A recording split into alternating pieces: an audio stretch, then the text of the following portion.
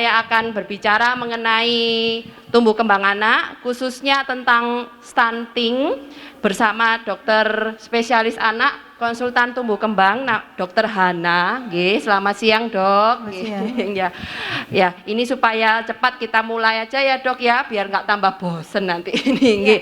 Stunting itu apa ya, Dok? Mungkin barangkali Bapak Ibu di sini ada yang masih asing dengan istilah stunting itu apa, ya. Ya, stunting itu sebenarnya secara bahasa Indonesia itu pendek.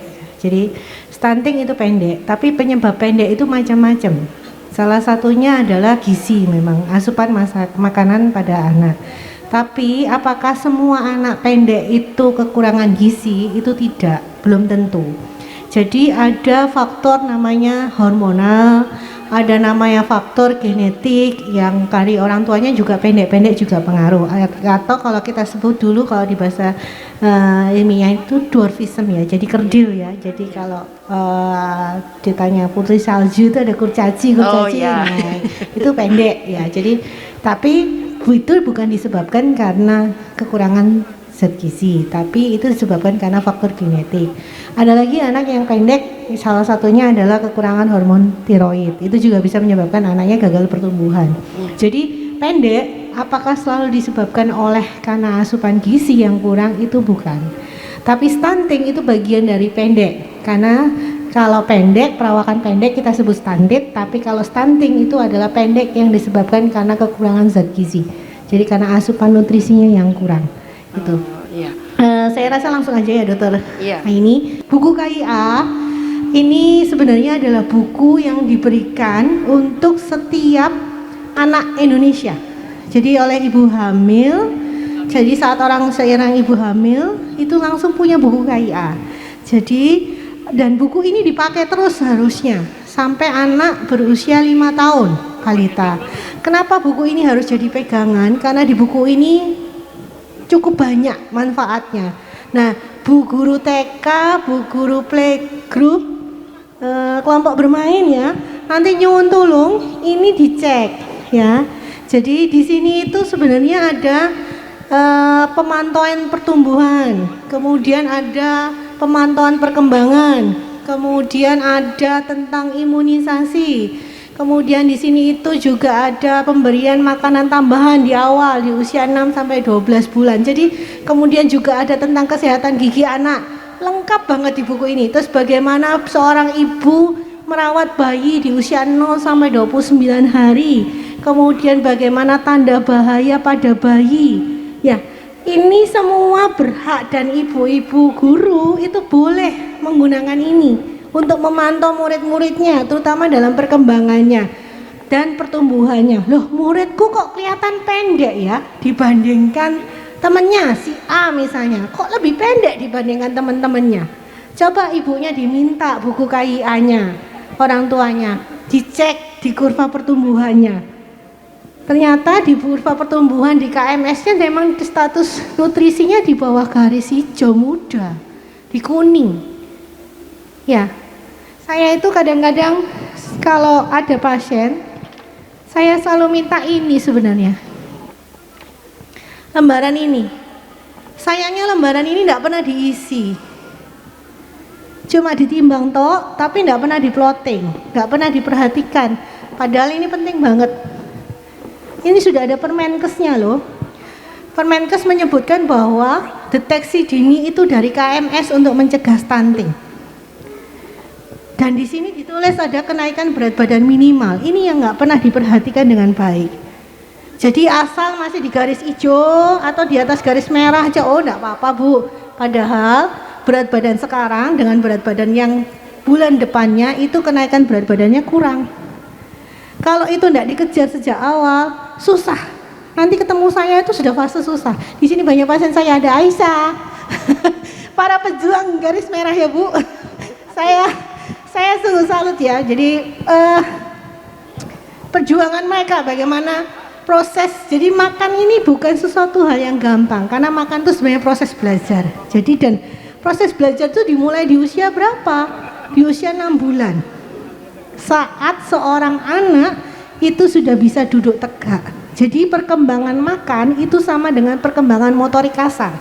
Nah, itu pentingnya kenapa buku KIA ini harusnya diisi. Di buku KIA ini tidak pernah diisi. Kurva pertumbuhannya nggak diisi, plot pemantauan perkembangannya juga nggak diisi. Karena kalau anak dengan kemampuan motoriknya terlambat, pasti itu akan berdampak juga dengan kemampuan dia mengunyah dan menelan. Karena kalau dia belum bisa tegak kepala dan duduk tegak, nggak mungkin dia bisa nelan. Karena untuk nelan otot-ototnya harus kuat. Nah, itu harus berjalan seiringan. Karena area motorik kasar, area motorik halus, area motorik itu berada dalam satu area di otak. Jadi kalau motorik kasar, motorik halusnya tidak berkembang dengan baik, otomatis kemampuan untuk oromotor atau oromotor itu kemampuan untuk mengunyah, untuk menelan, itu kemampuan untuk feeding skill kemampuan untuk makannya itu juga akan bermasalah. Nah, saya selalu bilang lebih baik mencegah ya daripada mengobati. Susah karena mengobati itu butuh effort yang lebih lama, butuh skill yang lebih telaten ya, harus lebih sabar, terus kita harus cari gimana caranya supaya anak ini mau makan. Saya selalu menasihati jadwal makan. Saya selalu menasihati rasa makanan. Kita ini kalau mau disuruh makan, kalau rasa makanan nggak enak nggak ada yang mau. Kemudian kita harus melihat makanan itu dalam kondisi enak. Kalau dilihat penampilan makanannya nggak enak ya nggak ada yang mau. Ya, kenapa makanan di hotel itu selalu menarik? Mungkin karena chefnya itu selalu dihias, gitu ya, ya, dihias ya.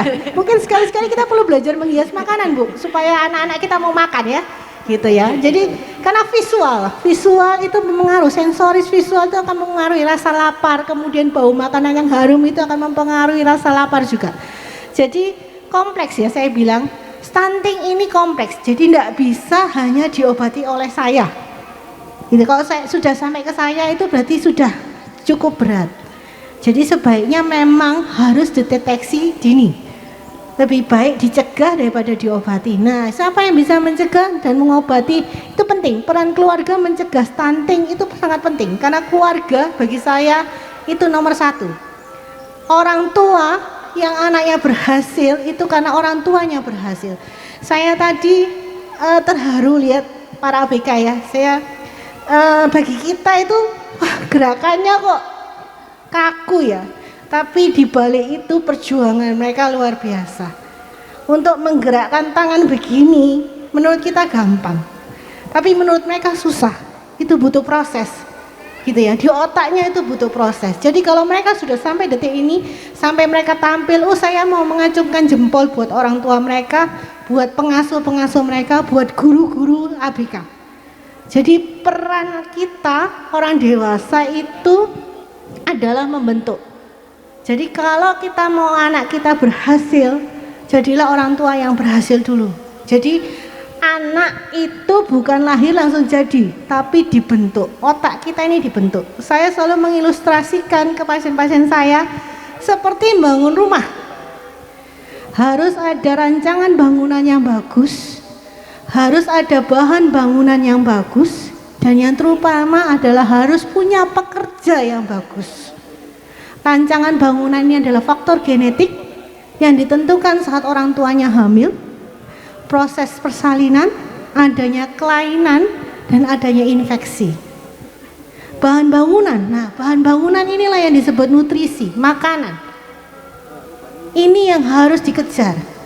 Sejak kapan? Sejak ibunya hamil. Karena stunting itu bisa terjadi saat ibu hamil. Gitu ya. Yang terakhir apa? Pekerja. Saya selalu bilang, kalau dua-duanya sudah sederhana, rancangan bangunan misalnya lahir dengan Down syndrome, kemudian bahan bangunannya, bahan bakunya sederhana, misalnya anak saya sudah stunting, malnutrisi di bawah garis merah, apa yang harus berjuang? Pekerjanya. Pekerja ini siapa? Saya selalu bilang orang tua, pengasuh, dan lingkungan.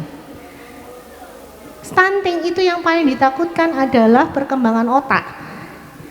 Karena nutrisi yang kita masuk itu diambil 60% sampai 70%, sekitar 20%-nya gulanya itu diambil oleh otak. Protein dipakai oleh otak untuk membentuk sel saraf. Zat besi juga digunakan untuk memproses pembentukan sel otak. Jadi kalau kekurangan protein, kekurangan zat besi, perkembangan otak anaknya pasti akan terganggu. Apa dampaknya? Secara akademis nanti akan tertinggal. Tapi kalau orang tuanya support, pekerjanya support, itu sangat membantu. Jadi saya betul-betul sangat setuju ya dengan peran keluarga mencegah stunting ini menjadi nomor 1. Anak terlindungi, Indonesia maju. Iya, karena anak-anak kita adalah generasi ke depan. Ya, mau jadi apa Indonesia, mau jadi lebih baik ya dari anak-anak kita. Siapa yang mencetak anak-anak kita? Ya kita orang tua. Saya rasa itu ya Dokter Aini. Ya, baik Dok. Jadi untuk stunting sendiri sebenarnya itu bukan sekedar pendek ya Dok ya. Ada hubungannya dengan perkembangan otak. Dan tadi Dokter Hana sudah menjelaskan begitu detail mengenai kenapa stunting itu penting dan siapa saja yang perlu ikut berperan untuk mencegah supaya anak itu tidak terjadi stunting. Di luarnya. Oke. Baik, terima kasih banyak untuk Bapak Ibu yang berkenan tetap di sini. Semoga bermanfaat untuk Bapak Ibu sekalian untuk merawat adik-adik supaya adik-adik tumbuh sehat dan kuat. Oke. Nanti di lain waktu apabila ada event lagi pasti jangan bosan untuk diundang ke RSU. Oke. Terima kasih banyak untuk perhatiannya. Oke. Selamat siang. Terima kasih.